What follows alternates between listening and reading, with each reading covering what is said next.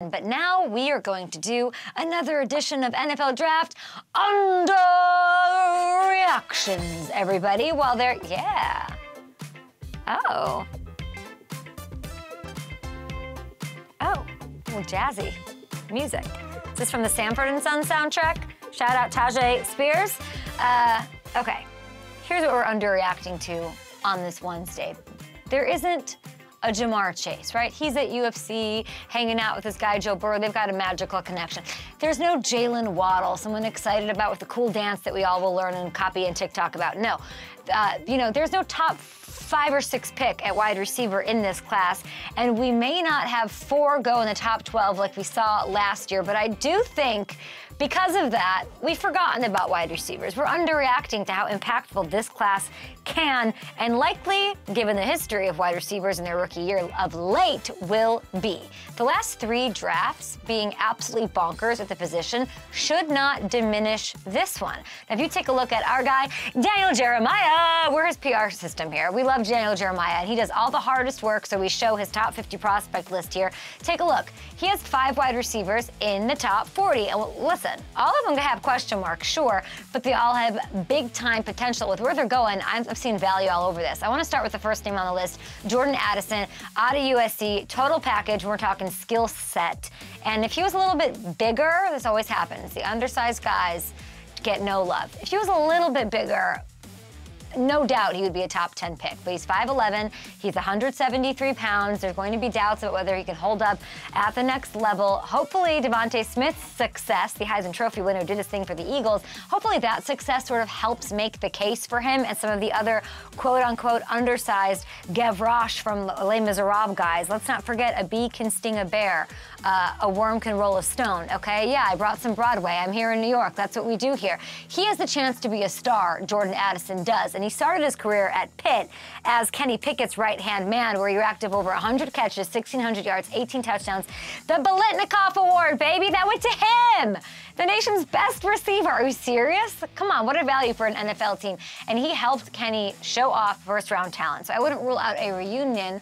By the way, Steelers fans, you want to see him? You sit there at 17, you pick, you want this guy? A nice, we're talking about Joe Burrow and Jamar Chase to lead this segment off. That'd be pretty great. And after a successful run at Pitt, Addison transferred over to USC.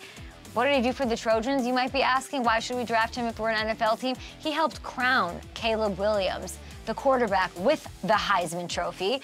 I'm not saying everything he touches turned to gold, but I mean, if it walks like a Heisman and looks like a Heisman and he's around it, you gotta say it tracks, okay? And he's got a good track record when it comes to helping out his quarterback. So if you're a team like the Giants, you're a team like the Packers, the Patriots with Mac Jones, the Chargers, and you're sitting in the mid to late round with young quarterbacks, Addison has to be a pretty attractive option. We're underreacting to. And if you thought Jordan Addison has to deal with annoying questions about being undersized, let me introduce you to Boston College wideout Zay Flowers. I talk about him a lot on Up and Adams. Here's his measurements: 5'9", a $182. That's what he did at the combine, but he put on chef's kiss athletic display, okay? He ran a excuse me, look at the speed.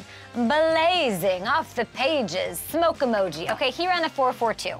And look how smoothly he did it. He looked so good in drills. He showed off the skill set, helping him rack up over 1,000 yards. And a Boston College record, guys, 12 touchdowns last season. He's quick. He's got this insane ability to change direction, and it helps him create separation as well as any receiver in this draft, and he makes big-time plays after the catch. Mr. Yak over here. So for his career, guys, in the ACC, he finished 4th in history in touchdown grabs. Want to know who that's ahead of? The big boys. Calvin Johnson, friend of the show. DeAndre Hopkins, who still needs to come on the show. T. Higgins, friend of the show. And just 2 behind, friend of the show, Torrey Holt, for 3rd place on this list. What? Say what? It's hard to be in better company, okay? Plenty of teams have been taking notice. He had a visit with the Giants today, so Saquon's not signing his deal. Let's spend less time on that and more on the fact that Flowers is in the building. He was up in Foxytown on Route 1 with the Patriots last week, and he spent the whole day apparently hanging out with Bill O'Brien, learning the offense. I love this for any of these teams, and all that momentum building towards him staying in the Boston area. It's a cute storyline. You got the Boston College thing. Pat's pick at 14. Okay, lots of reports. New England in love with him.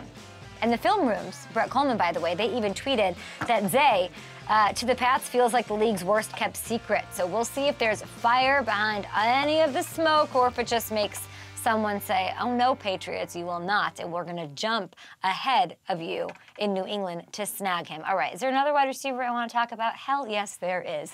TCU wideout Quentin Johnson. We named these guys, we brushed them over. Oh, but not a great wide receiver class. Are you guys kidding? It's not all about the little guys because Johnston is a monster, okay? 6'3" monster, 208-pound, 40.5-inch vertical monster.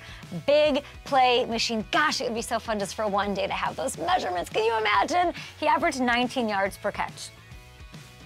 19 yards per catch in his career with the Frogs, who are horned. He captured national attention with 6 catches for 163 yards and a touchdown in TCU's upset win over Michigan. This was the college football playoff. That effort, and I wish we could show the footage because it was amazing, it earned him MVP honors, as you're seeing. It vaulted his squad into the national championship game. So he might not be as polished as some of these other guys, right? But when we're talking about upside, value in the draft, ceiling, all those buzzwords that we love, his is tantalizing. It's top shelf because the size, the athleticism, he's drawing plenty of first-round interest, okay? He's had visits with the Cardinals. He's talked to the Titans, the Cowboys, the Chiefs. Right now, most people have him going in the late first round, but could he be a big-bodied target for a Super Bowl MVP, 2-time Super Bowl champion who might want a big receiver to throw to named Patrick Mahomes? Sure.